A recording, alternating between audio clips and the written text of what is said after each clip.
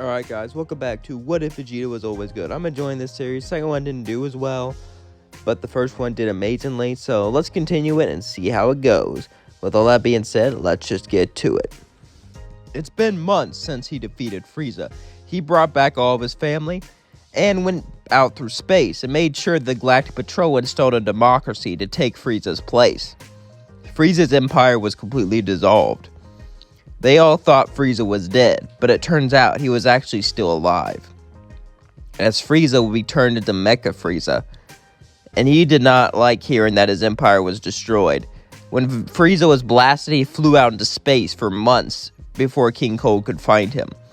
Frieza was pissed. He lost everything, all thanks to that monkey. He'll get rid of this monkey. As Frieza landed his spaceship on Earth, however, Vegeta was ready to fight him, but then someone else appeared. Someone else with purple hair. As he looked at him, "You're gonna have to fight me."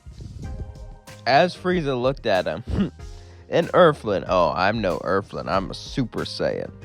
Things would play out normally just like in canon, with Frieza taken care of. But this time, Trunks would go straight towards Vegeta, isolating him from the group, and he would tell him everything. That the androids are coming, and that he dies of a heart virus, and without him, the planet is quickly taken care of. As he threw him this capsule, Kami was listening to this, and he realized something. He used to be the strongest one on Earth, but now he's nothing. He's just an old man. He needs to fix this. He needs a wish for eternal youth, and give it to Nappa and everyone else. That way they can defend Earth forever. Earth needs to be safe. Kami then gathered the Dragon Balls. As Kami was gathering the Dragon Balls, Bulma was still pregnant, and Vegeta was excited. He was excited because he got to fight these androids, and he was going to have a kid soon. Everything seemed like they were going together, and since she was already pregnant, Trunks told him that he was his son, and he was proud of his son. He was proud into the man he turned into. And he won't let the future be destroyed. He won't let the future be corrupted. He began to train, but suddenly he would hear a question. Shenron would ask Vegeta if he would like eternal youth. Vegeta thought about it, and he'd be able to see his friends forever. He'd be able to do things forever, but Bulma would die. He'd have to watch her die because she wasn't included in the wish. So he would ask Shenron, could he include her in the wish and any child he had, make them eternal young as soon as they reached a certain age. Shenron agreed. As Vegeta accepted the wish, he ran and told Bulma. Bulma began to yell at him, "Are you crazy? Now when I'm 80, I'm gonna look just like you. Everyone will think I did plastic surgery. That's all they'll talk about. Plastic surgery this, plastic surgery that." And as she began to yell, Vegeta just instant transmissioned away, not wanting to get yelled at. And as that was going on, they were all training for the androids. Nappa was old, and even though he had eternal youth, he didn't really want to see anyone, so he stayed single. Raditz was seeing Launch, but nothing too serious happened, and Goku was seeing Chi-Chi. But this is all second priority. Their main priority was to get stronger. Even Kami was getting stronger. He trained in the time chamber and began to learn techniques to try to keep up with everyone else. As the 2 years passed, they were finally ready to fight the androids. As the androids arrived, it was Dr. Gero in Android 19. As they looked at him, they began to fight. But as Vegeta was fighting Android 19, suddenly something would happen. He would fall to the floor and begin to cough up blood, as signs of the heart virus were showing. Vegeta began to collapse down. They gave him the medicine and began to fly him away. As then Goku would step up and turn Super Saiyan.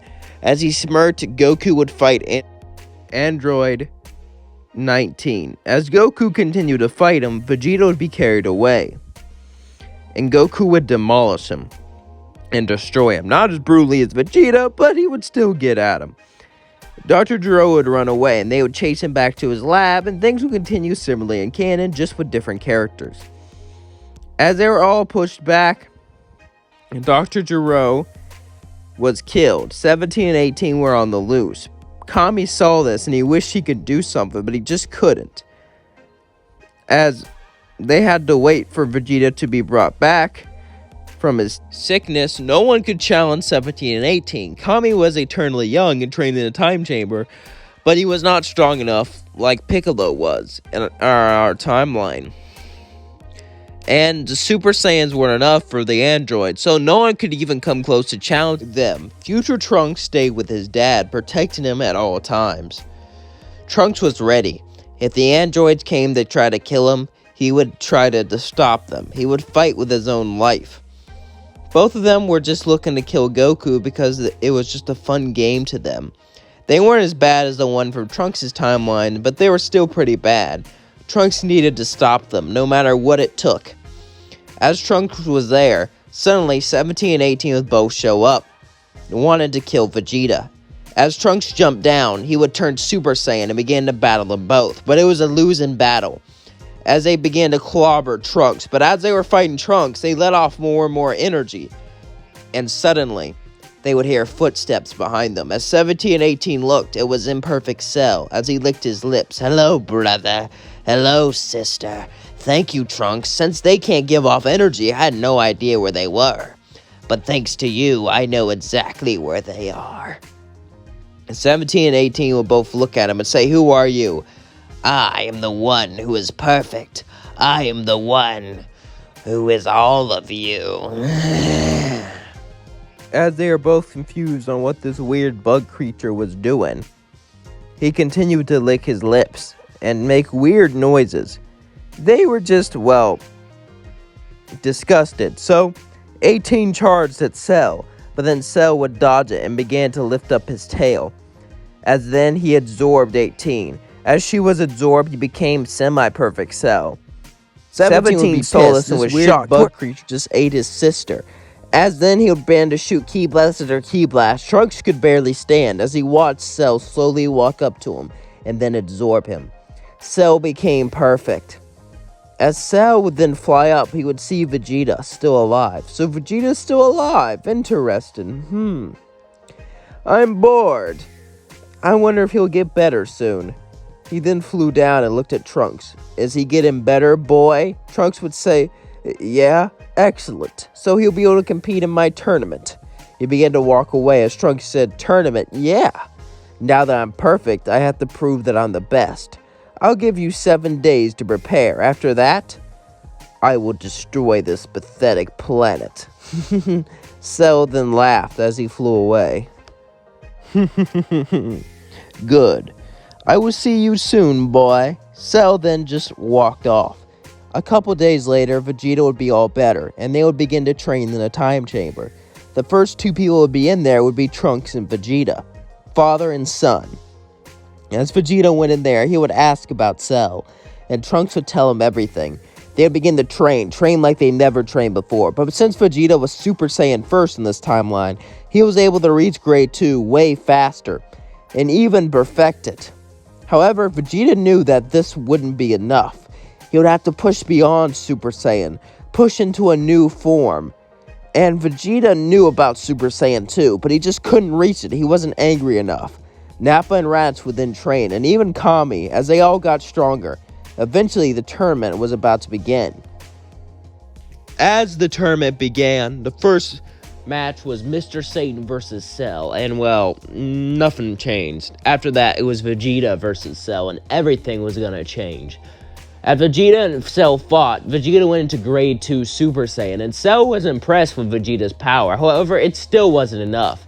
As Vegeta and Cell began to push each other more and more, Cell was starting to get more and more annoyed. As then he smirked, "You know, Vegeta, I think you need some help to get stronger. I think you need some motivation." Vegeta would look at him confused. Motivation? As Perfect Cell would then lift up his finger and blast a death beam straight through Trunks' heart. As Trunks fell down and died, Vegeta would look at him. Cell would then laugh and say, "Is that motivation enough, watching your own son die? Get stronger. Stop being such a weak pushover. I want to fight. I don't want to destroy your planet easily. But I guess you're giving me no choice, Vegeta. You're a disappointment." But Vegeta wouldn't even hear Cell. He would just look at his son and his lifeless body. As then Vegeta would begin to yell, and the entire ground would shake as sparks of electricity came through Vegeta's body. As he yelled more and more ferociously, more angry, suddenly he would achieve Super Saiyan 2. Cell would shake in fear. What are you? I am beyond Super Saiyan. I am vengeance, Vegeta would say as he would fly towards Cell and punch him straight in the face, sending him flying. Cell would then get up and begin to charge the Kamehamehas. Vegeta charged his own Kamehameha. Since Vegeta learned under Master Roshi, he knew how to use it. As they both blasted, they hit each other with all of their might, all of their strength. Cell would then push with everything he had, but it wasn't working. Vegeta was simply too powerful. Vegeta watched his own son die. All of that rage, all of that anger built up through him and turned him into a killing machine. Vegeta was known for being nice. Vegeta was known for being kind. But the first time in Vegeta's life, he was a beast. He was a monster. As Vegeta pushed back his Kamehameha, it hit Cell and destroyed every inch of him. As Vegeta fell down and turned back to his base form, he began to breathe heavily. Everyone was shocked. No one could believe that something like that happened. And the cameras were destroyed when that happened, so everyone thought Mr. Satan did it, like in canon.